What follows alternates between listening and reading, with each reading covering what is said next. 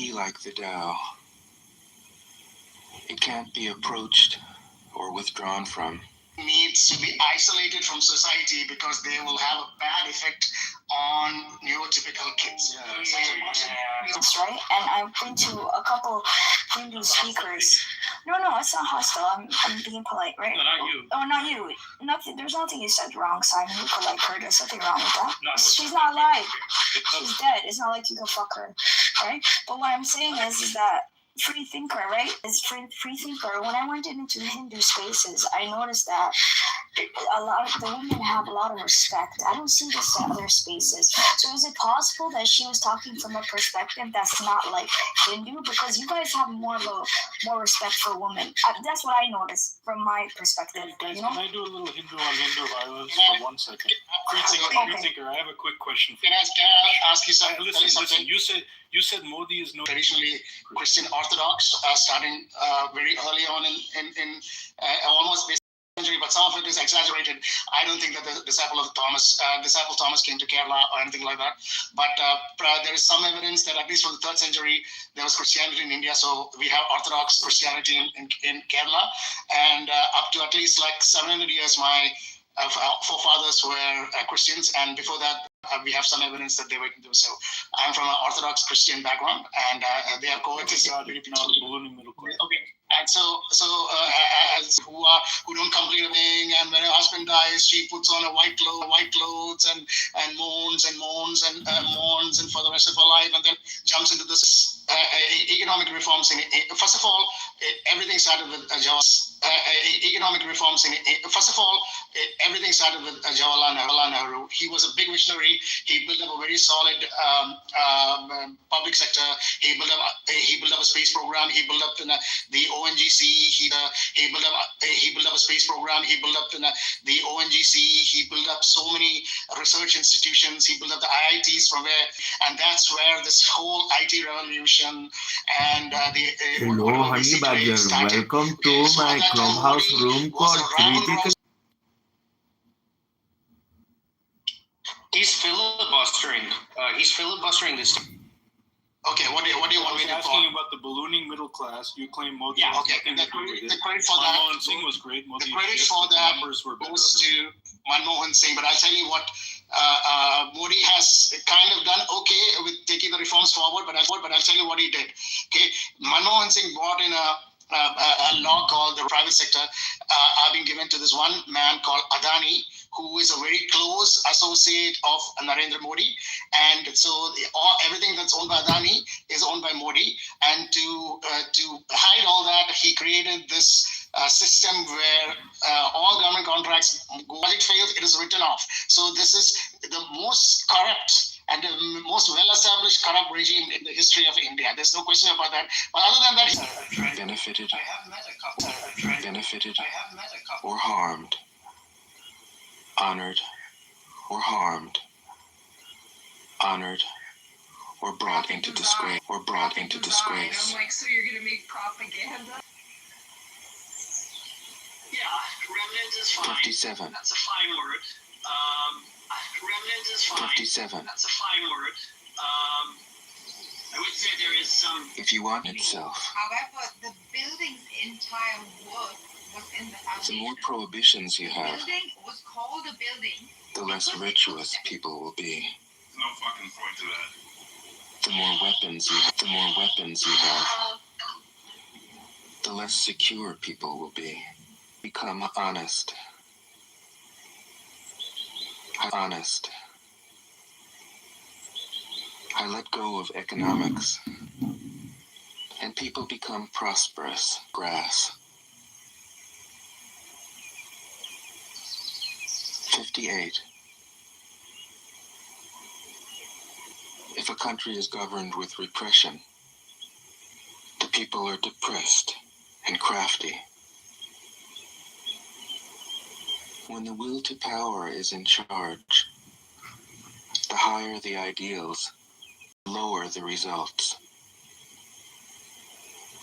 Try to make people happy, and you lay the groundwork for misery. Try to make people moral, and you lay the groundwork for vice. Thus the master is content to serve as an example and not to impose her will. Radiant, but easy on the eyes. 59. For governing a country well, there is nothing better than firm like a mountain, supple like a tree in the wind. He has no destiny impossible for him. Because he has let go, he can care for the people's welfare. Governing a large country is like frying a small fish. Or, not that it isn't there, but you'll be able to step out of its way. Give evil nothing to oppose, and it will disappear by itself. Advancing, pushing back without using weapons. There is no greater misfortune than underestimating your enemy. Underestimate. 74. If you realize that all things change, there is nothing you will try to hold on to. Trust them. Leave them alone. 76. Men are born soft and supple. Dead, they are stiff and hard. Plants are born tender and pliant. Dead, they are brittle and dry. Thus, whoever is stiff and inflexible is a disciple of death. Whoever is soft and yielding will be broken. The soft and supple will prevail. There is perfect balance. It takes from what is too much and gives to what isn't enough. Go against the direction of the Tao. They take from those who don't have enough and give because there is no end to her wealth. She acts without expectation, succeeds without taking credit, and doesn't think that she is better than anyone else. 78. Nothing in the world is as soft and yielding as water. Yet for dissolving the hard and inflexible, nothing can surpass it. The soft overcomes the hard. The gentle overcomes the rigid. Everyone knows this is true, but few can put it into practice. 79. Failure is an opportunity. If you blame someone else, there is no end to the blame. Therefore, the master fulfills her own obligations and corrects her own mistakes. She does what she needs to do and demands nothing of others.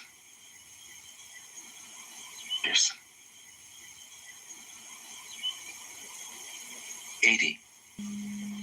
They enjoy the labor of their hands and don't waste time inventing labor-saving machines, new wagons and boats, but these wagons and boats. But these don't go anywhere. There may be an arsenal of weapons, but nobody ever uses them. People enjoy their food, take pleasure in being with their families, spend weekends working in their gardens, delight in the doings of the neighborhood.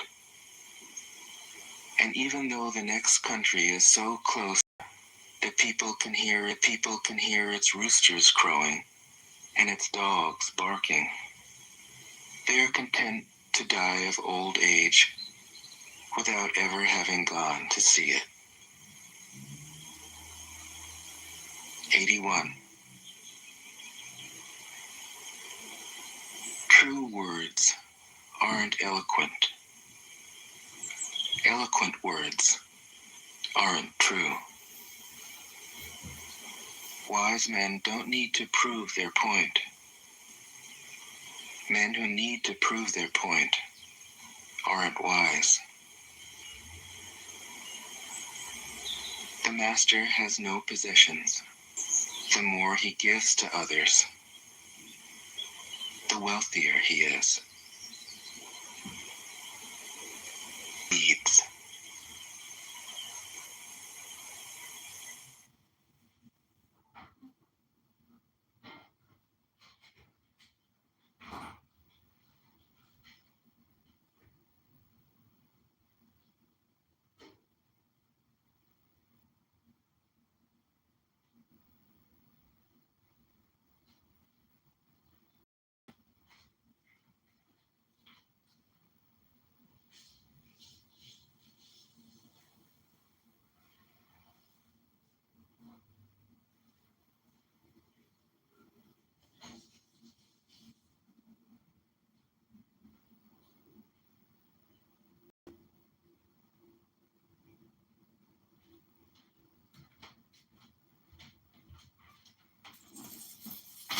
That.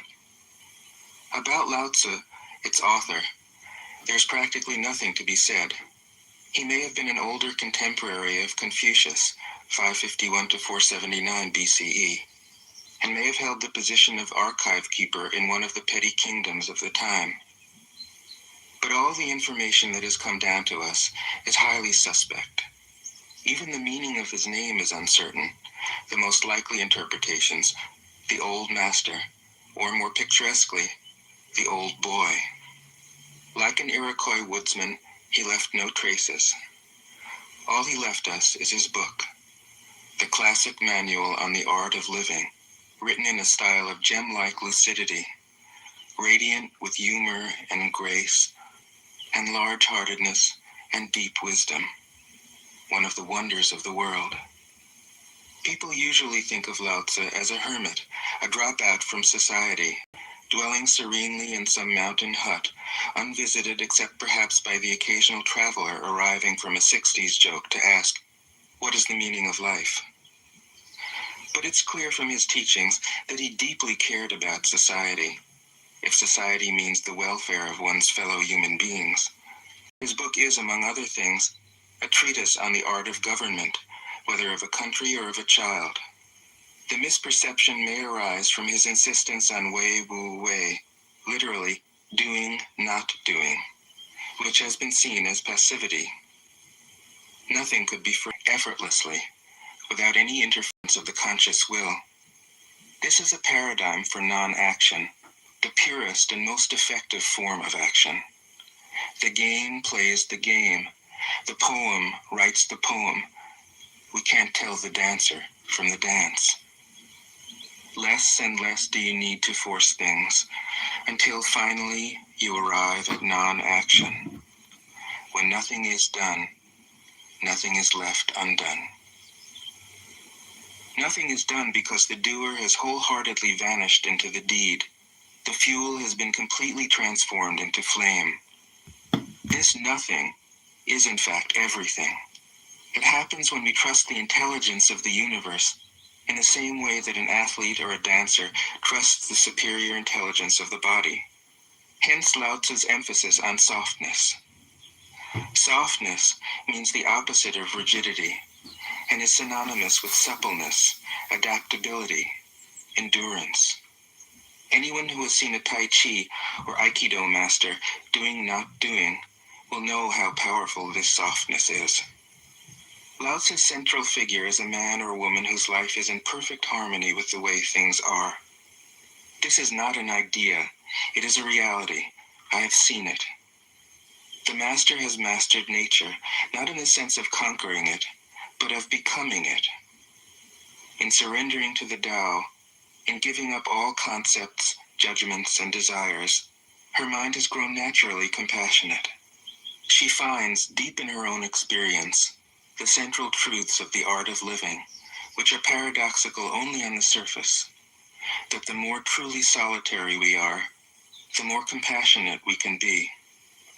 The more we let go of what we love, the more present our love becomes. The clearer our insight into what is beyond good and evil, the more we can embody the good. Until finally she is able to say, in all humility, I am the Tao, the truth, the life. The teaching of the Tao Te Ching is moral in the deepest sense, unencumbered absorption, which is in disharmony with the universal process, so that, as with a dirty window, the light can't shine through. This freedom from moral categories allows him his great compassion for the wicked and the selfish. Thus, the Master is available to all people and doesn't reject anyone. He is ready to use all situations, however intelligent you are. It is the great secret. The listener will notice that in the many passages where Lao Tzu describes the Master, I've used the pronoun she at least as often as he. The Chinese language doesn't make this kind of distinction. In English, we have to choose. But since we are all potentially the Master, since the Master is essentially us, I felt it would be untrue to present a male archetype, as other versions have ironically done. Ironically, because of all the great world religions, the teaching of Lao Tzu is by far the most female. Of course, you should feel free throughout the recording to substitute he for she, or vice versa. As to method, I worked from Paul Karas's literal version, which provides English equivalents, often very quaint ones, alongside each of the Chinese ideograms. I also consulted dozens of translations into English, German, and French. But the most essential preparation for my work was a 14 years long course of Zen training, which brought me face to face with Lao Tzu and his true disciples and heirs, the early Chinese Zen masters. With great poetry, the freest translation is sometimes the most faithful. We must try its effect as an English poem, Dr. Johnson said. That is the way to judge of the merit of a translation. I have often been fairly literal, or as literal as one can be with such a subtle, kaleidoscopic book as the Tao Te Ching. But I have also paraphrased, expanded, contracted, interpreted, worked with the text, played with it, until it became embodied in a language that felt genuine to me.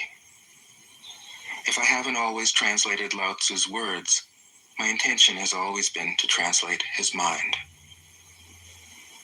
Describing the indescribable, teaching the unteachable, pointing the way to the way. What does Lao Tzu think he is doing here? It can't be done. No way. Hence, Po Chu-yi, poet and stand-up comedian, wrote, "He who talks doesn't know, he who knows doesn't talk." That is what Lao Tzu told us in a book of 5,000 words. If he was the one who knew, how could he have been such a blabbermouth? That's the problem with spiritual teachers. They have to be blabbermouths, but their words are, in the traditional Buddhist metaphor, fingers pointing at the moon. If you watch the finger, you can't see the moon. How meticulous the great masters had to be. A monk asked Matsu, "Why do you teach mind is Buddha?"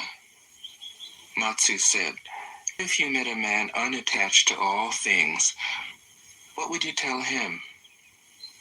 Matsu said, I would just let him experience the great Tao.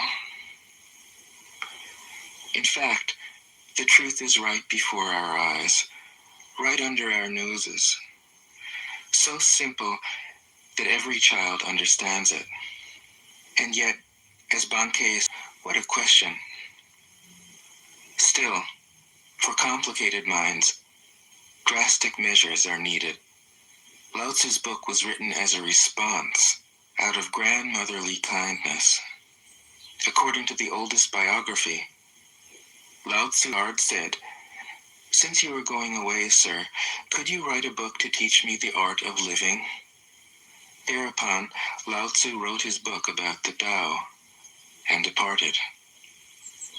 This is legend, but it is an accurate description of the way in which true teaching happens. He who knows doesn't talk, but words are no hindrance for him. He uses them. The Tao that can be told is not the eternal Tao. The name that can be named is not the eternal name. The unnameable is the eternally real. Naming is the origin of all particular things. Free from desire, you realize the mystery. Caught in desire, you see only the manifestations. Yet mystery and manifestations arise from the same source. This source is called darkness. Darkness within darkness. The gateway to all understanding. 2. When people see some things as beautiful, other things become ugly. When people see some things as good, other things become bad. Being and being create each other. Difficult and easy support each other. Long and short define each other. High and low depend on each other. Before and after follow each other. It is without saying anything. Things arise, and she lets them come. Things disappear, and she lets them go. She has, but doesn't possess. Acts, but doesn't expect. When her work is done, she forgets it. That is why it lasts forever. 3. If you overesteem great men, people become powerless. If you overvalue possessions, people begin to steal. The master leads by emptying people's minds and filling their cores, by weakening their ambition and toughening their resolve. He helps people lose everything they know, everything they desire, and creates confusion in those who think that they know. Practice not doing, and everything will fall into place. It isn't aware of its greatness. Thus, it is truly great. He who is centered in the Tao can go where she wishes.